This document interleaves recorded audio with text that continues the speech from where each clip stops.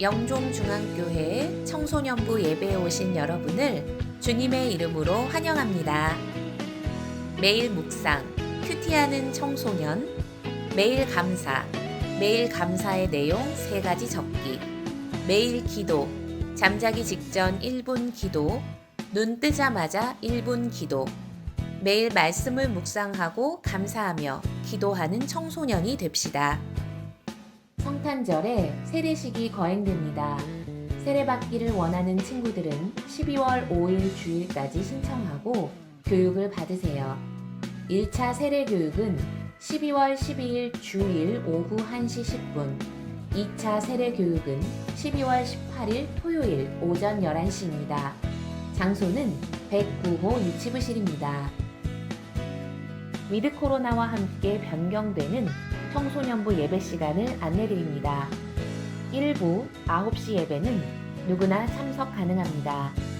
2부 10시 30분 예배에는 고등부 전체, 3부 12시 예배에는 중등부 전체가 함께 예배를 드립니다. 거룩한 예배 생활이 회복되도록 힘써주세요. 샬롬, 우리 사랑하는 영종중앙교회 청소년부 친구들과 온라인으로 예배하는 모두에게 하나님 주시는 은혜와 평강이 함께하기를 기원합니다. 코로나가 여기저기서 많이 유행되고 있는 상황에서 불안한 걸로 알고 있습니다. 하나님 주시는 은혜와 평강이 함께하기를 기도할 거고요. 꼭 가정을 제단 삼아 이 시간 마음을 다하여 예배하였으면 좋겠습니다. 하나님을 예배하는 자에게 또 하나님의 은혜를 사모하는 자에게는 놀라운 은혜와 평강이 있다는 사실을 기억하고 그 은혜의 주인공, 평강의 주인공 되기를 바랍니다. 우리 다 같이 일어나서 마음을 다해 하나님의 말씀을 읽겠습니다. 마태복음 1장 18절에서 23절 말씀입니다. 예수 그리스도의 나심은 이러하니라.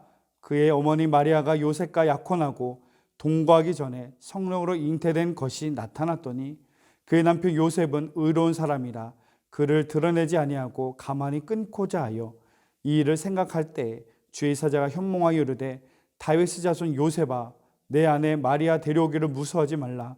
그에게 잉태된 자는 성령으로 된 것이라. 아들 낳으리니 이름을 예수라 하라. 이는 그가 자기 백성을 그들의 죄에서 구원할 자이심이라 하니라. 이 모든 일이 된 것은 주께서 선지자로 하신 말씀을 이루려 하심이니 이르시되 보라 처녀가 잉태하여 아들을 낳을 것이요 그의 이름은 임마누엘이라 하리라 하셨으니 이를 번역한즉 하나님이 우리와 함께 계시다 함이라. 아멘. 우리 가슴에 손 얹고 고백하겠습니다. 살아계신 하나님의 말씀입니다. 내게 주시는 말씀입니다. 오늘 내가 순종해야 할 말씀입니다. 이런 믿음의 고백으로 오늘 함께 은혜를 나누도록 하겠습니다. 오늘 말씀의 제목을 함께 읽어보겠습니다. 믿고 맡길 수 있는 사람 요셉. 저번 주에 이어서 하나님께 쓰임받는 그릇이 되기 위한 쓰임받는 인생에 대한 시리즈로 말씀이 전개되고 있습니다. 지난주 말씀은 하나님이 사용하신 5 여인에 대한 말씀을 나눴어요. 예수님의 족보에 낯설은 5명의 여인 이름이 기록되었습니다. 그 여인은 유명하고 대단하고 고귀한 여인들이 아니었어요. 세상적인 가치관으로 보면 자질이 없고 자격이 없고 부끄러움과 수치스러운 과거가 있던 사람들이었습니다. 그런데 우리 하나님은 그런 이들에게도 기회를 주세요.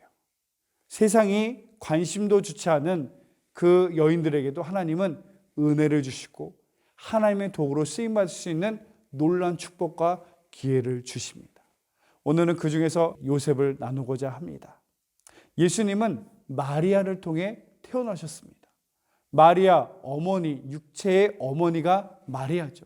근데 남자와 여자의 육체적인 관계에서 태어난 것이 아니라 성경은 정확하게 기록하고 있습니다. 성령으로 잉태되었다.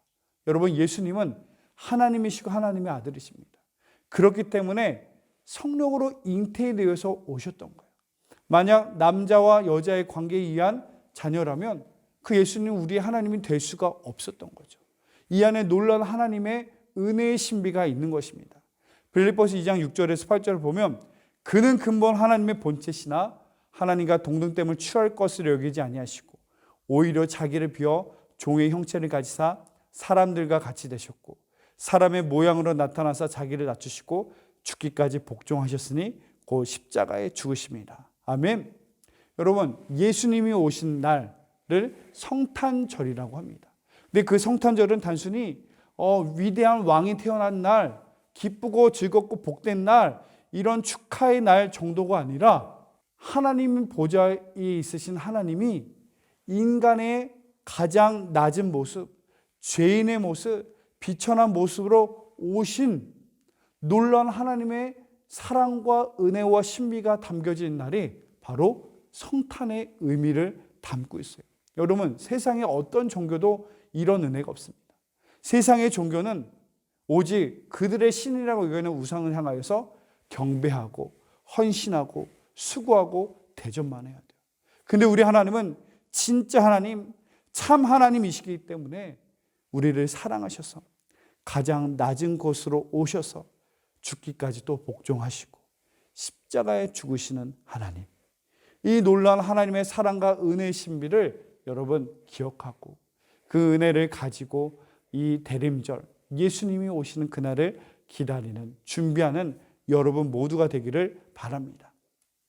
마리아, 요셉, 이 예수님을 이 성령으로 잉태된 그 상황에서 마리아와 요셉은 아직 결혼한 사이가 아닙니다.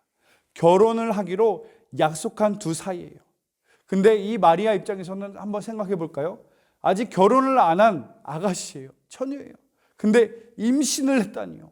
그 사실은 아마 받아들일 수 없는 너무나 크고 무서운 충격적인 이야기예요. 단순히 쇼킹한 충격적인 사건인 것뿐만 아니라 생명의 위협을 느낄 수 있는 아주 무서운 일처럼 보기도 합니다. 왜냐? 당시에 잘못된 부적절한 관계로 이런 아기를 갖는다는 것은 돌로 맞아 죽을 수 있는 아주 무서운 상황이 연출될 수 있는 상황이었거든요. 단순히 부끄러운 게 아니라 너무나 충격스럽고 무서운 일 가운데 이 사실을 요셉은, 마리아는 남편이 될 요셉에게 알립니다. 여러분 생각해봐요. 요셉, 우리는 아직 결혼 안 했는데 나랑 결혼한 여자가 임신을 했어요. 물론 마리아도 충격적이겠지만 남편이 될 요셉도 너무나 큰 충격이었을 거예요. 물론 마리아는 결백하게 성령으로 잉태됐다고 말했겠지만 얼마나 충격적인 상황이었겠습니까? 근데 여기서 우리가 한 가지 주목해야 할 중요한 사실은 마리아는 이 충격적인 무서운 사실을 요셉에게 말할 수 있었어요. 왜냐? 요셉은 믿을 수 있는, 믿을 만한 사람이었던 거죠. 바로 하나님 보시기에도 요셉은 내 아들 예수를 맡길 수 있는, 그만큼 신뢰할 수 있는, 믿을 수 있는, 믿을 만한 사람이었다는 것이죠. 여러분, 세상에선 어떤 종교는 마리아를 숭배합니다. 예수님의 어머니란 이유로 마리아를 경배하고 숭배합니다. 물론 마리아의 신앙, 그의 헌신도 대단하지만 우리의 믿음의 대상은 결코 사람이 될 수 없습니다. 마리아는 철저히 사람이거든요.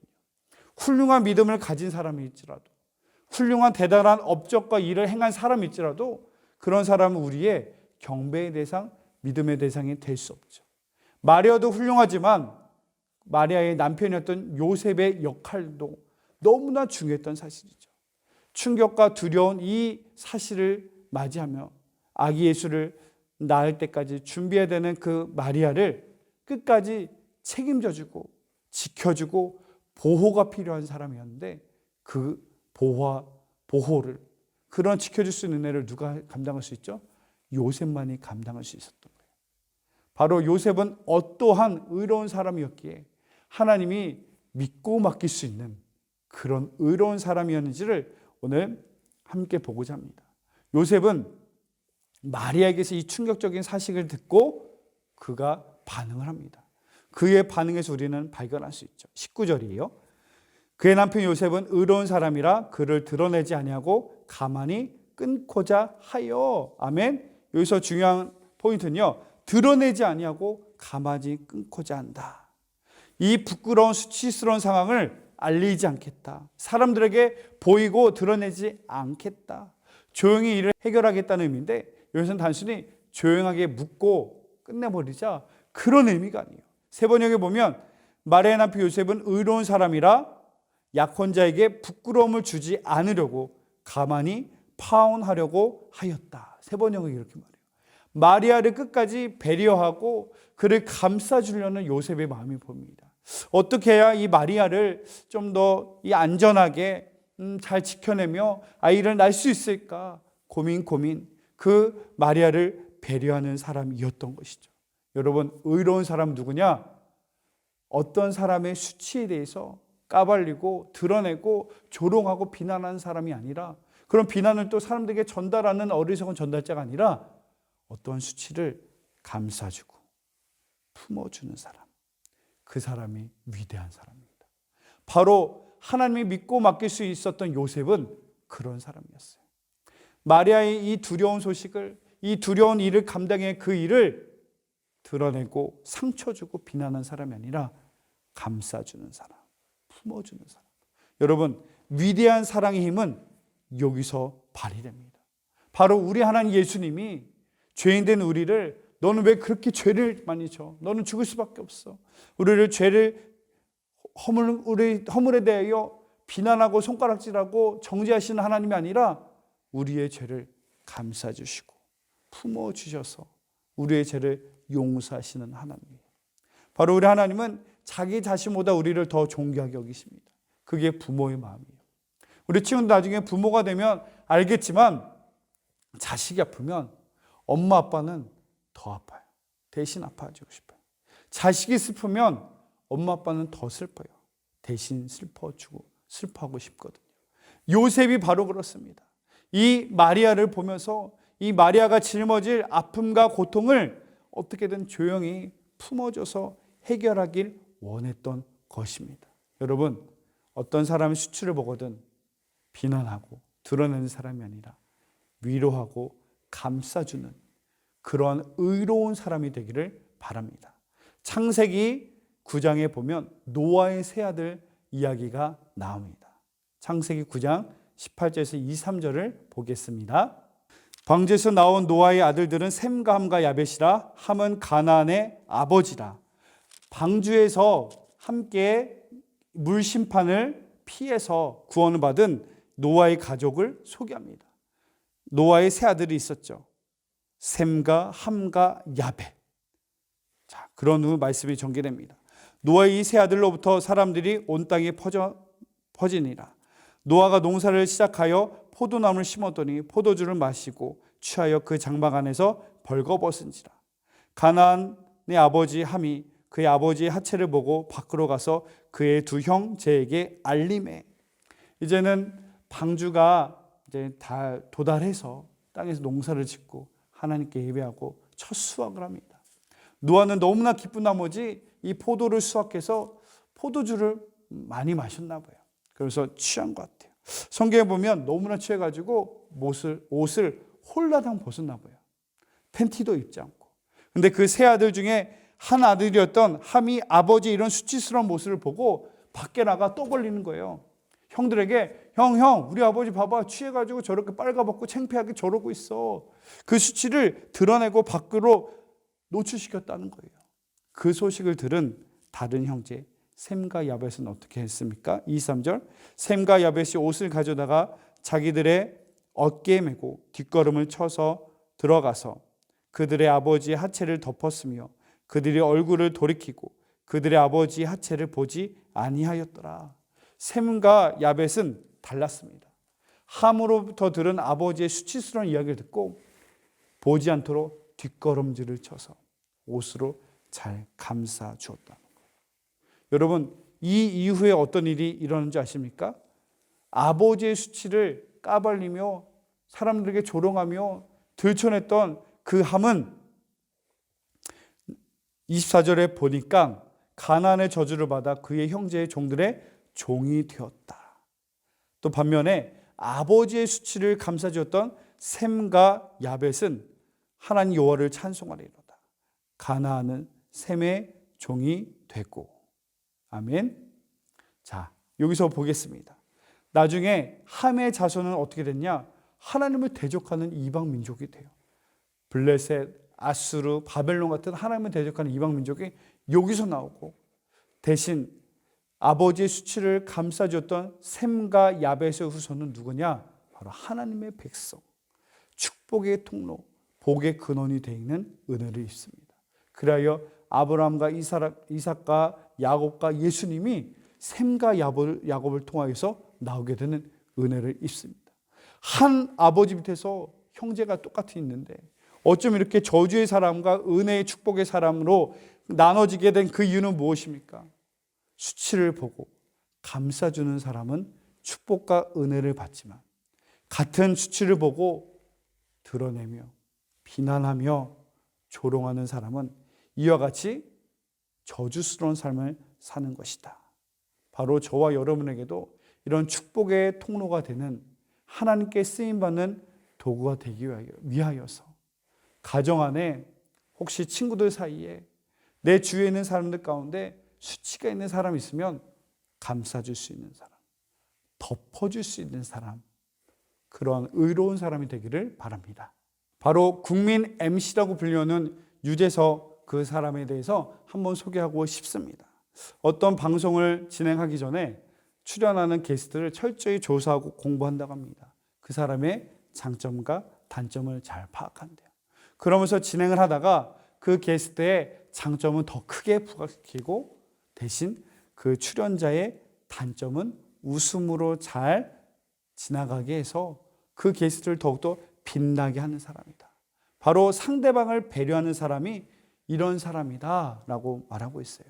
여러분, 배려는 이웃을 사랑하는 가장 구체적인 사랑의 방법이다. 이 사실을 기억했으면 좋겠습니다.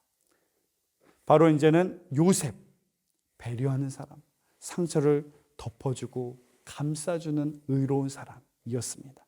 그 요셉은 또 어떤 사람이었냐? 두 번째 19절 20절을 통해 볼 수 있습니다. 그의 남편 요셉은 의로운 사람이라 그를 드러내지 아니하고 가만히 끊고자 하여 이 일을 생각할 때 주의 사자가 현몽하여 이르되 다윗의 자손 요셉아, 내 아내 마리아 데려오기를 무서워하지 말라. 그에게 잉태된 자는 성령으로 된 것이라. 아멘. 여기서 요셉이 하나님께 쓰임받을 수 있었던 두 번째 요인은, 따라합시다. 요셉은 생각하는 사람이다. 아멘. 가만히 조용히 끊고자 했을 때 요셉은 바로 행동하지 않았어요. 화가 나는 대로 감정에 충실해서 충동적으로 행동하는 것이 아니라 그 일을 생각하였다. 여러분, 어리석은 사람 뭔지 알아요? 내 감정대로, 내 홧김대로, 내 기분대로 행동하고 말하는 사람이에요. 내 기분에 따라 충동적으로 말할 때 실수가 나오는 거예요. 후회가 거기서 발생하는 거예요. 그러나 의로운 사람, 지혜로운 사람은 어떤 사람이죠? 내가 말을 하기 전에, 어떤 행동을 하기 전에, 어떤 결정을 하기 전에 한 번 더 생각하는 사람. 또 그리스도인은 한 번 더 생각할 뿐만 아니라 한 번 더 기도하는 사람. 그런 사람이 의로운 사람이었다. 의로운 사람이 될 수 있다는 사실을 여러분 기억해야 돼요. 3초의 기적을 여러분 아시나요?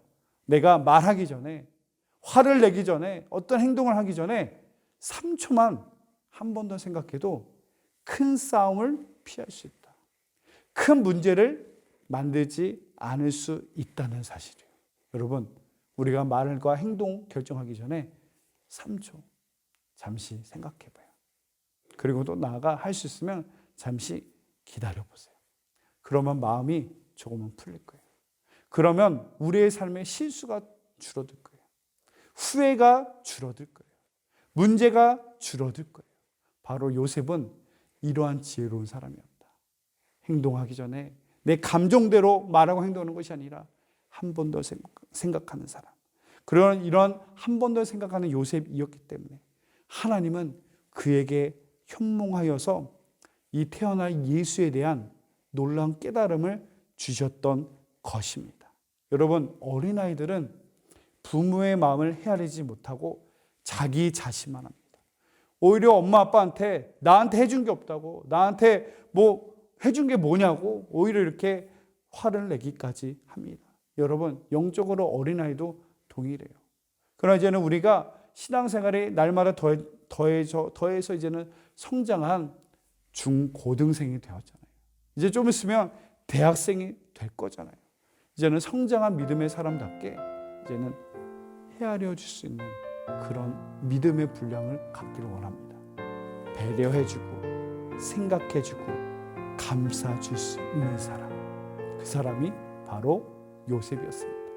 상대방의 수치를, 부끄러움을 감싸주는 사람, 위로해주는 사람, 그리고 내 감정대로 기분대로 화내고 행동하는 것이 아니라 한 번 더 기다려주고 생각해주는 사람, 그 사람이 의로운 사람이고 그 사람이 바로 하나님이 믿고 맡길 수 있는 사람인 줄로 믿습니다.